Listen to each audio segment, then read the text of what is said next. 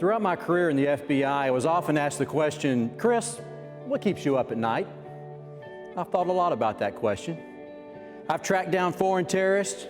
I've investigated violent extremists. I've even arrested a few crooked politicians. But I've worked with a lot of great people in the FBI, so no, there wasn't much that kept me up at night. Except one thing, and that is the physical and emotional trauma that too many of our children face each and every day. One day I was invited by a friend to visit with 10 young men at a local high school who had been labeled as troublemakers by their teachers and who had been making bad decisions in life. Our goal was to help them make better decisions. Instead, in the time that I spent with them, they taught me more about the challenges and the trauma they faced every day just to survive. I left that meeting with a new objective. I was going to learn everything I could about childhood trauma, and a condition I later learned is known as adverse childhood experiences.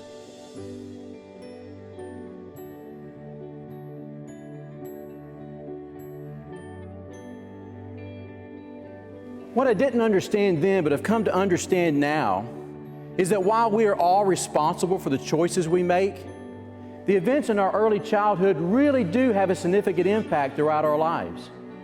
If we've always made good choices, it's hard for us to understand when people can't or don't.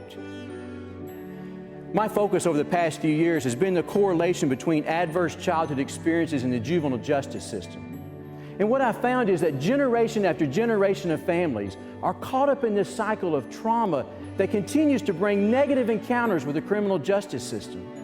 This cycle must be broken. And the great news is this cycle can be broken. Researchers have determined that those communities that provide safe, stable, and nurturing environments can break the cycle and provide positive impact on a child's life.